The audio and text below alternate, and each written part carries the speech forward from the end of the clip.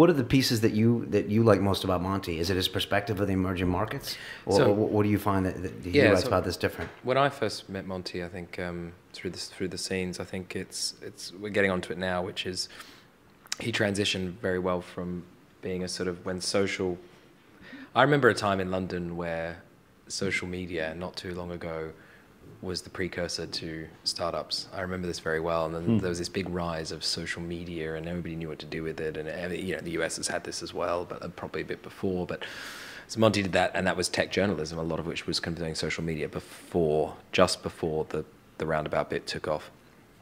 But what I like about Monty is, and we'll get onto this, is he transitioned incredibly well to being known as a tech journalist for emerging markets, mainly because he would go to places that you couldn't get someone in the UK to go to. I mean, and he would go and he would find people and he would interview them and he would talk about it. And I think you've now started doing stuff for The Economist, which I think is really interesting. And the top 3 cities that come to mind for emerging markets for you is Nairobi one of them, and what else? Lagos is probably the most interesting, but quite scary. Okay. I mean, on that trip, just to finish that, I ended up going to Somaliland, the country I didn't exist. So I sat with Russ and I had a good laugh, in Addis, and I said, I'm not going down to watch the football, I'm going to stay in Ethiopia. And then I did some mad bus journey for 2.5 weeks, and I wanted to get to Berbera in Somaliland to go to Yemen and go, long story, probably too long. But there was one moment in Somaliland where I had to hire a soldier for 2 days to take me from Hargeisa to these caves. And I had a soldier with me, and I was saying, shoot the gun, man. He's going, have you got any bullets in that? He goes, So we ended up in these caves that were 10,000 years old, and then his phone went off. Like a great piece of music, like from the Mississippi Delta. And I said, what's that? And then he said, well, do you want me to Bluetooth it to you? It's like, what? You even understand that technology? And we did it in the cave, 10,000 years old. And then you realise that Somaliland's an unrecognised country and it's got 4 great operators. And I don't know, I just fell in love with the place, We were all born in Ethiopia, that's quite clear.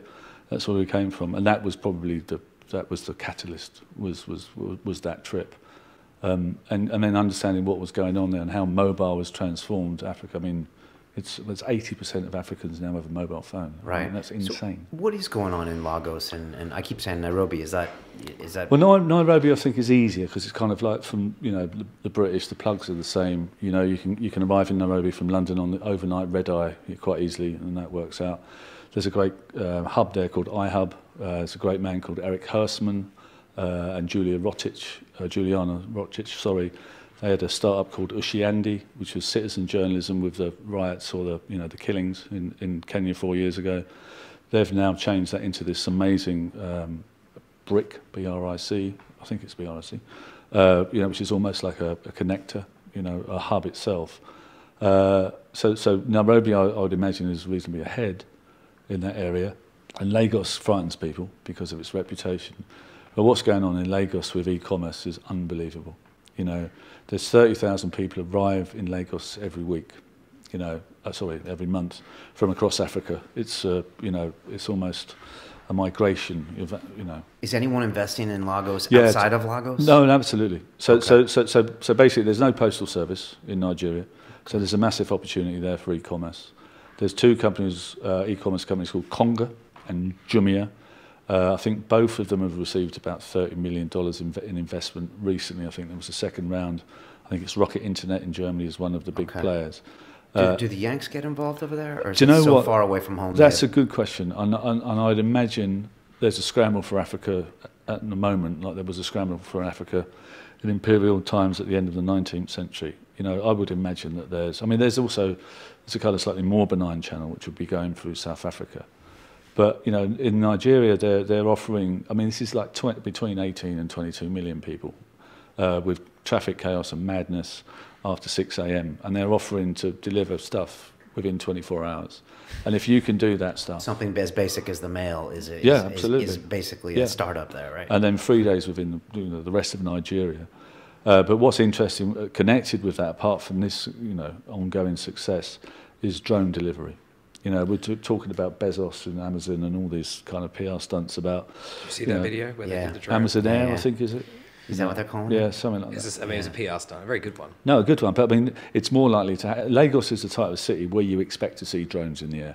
You know, it's like Blade Runner, and it's bonkers, but it works. You know. I was thinking about if, like, can you imagine walking around London with, like, 500 drones whizzing by you? I mean, probably not, but you could in Lagos. Right, you could in Lagos, right? Okay. And there's a great man called Jonathan Legard, was a war correspondent for The Economist. I saw him in Nairobi this week. So he's in Lausanne with some type of foundation. So they've set up this thing called the Flying Donkey Challenge. So basically, it's like any African startup. You have to deliver, I don't know exact details, but you have to deliver 10-kilogram payloads, and then the drone goes all the way around Mount Kenya and delivers 10 on the way back. It's like the Magnificent Men and their flying machines, 100 years ago. Insane, and I think that the Amazon of the new Amazon, I suppose, will come from somewhere like Nigeria. Where they do it as a necessity, and then you use that in a first world. If you can make it work there, you can make it work anywhere. Okay.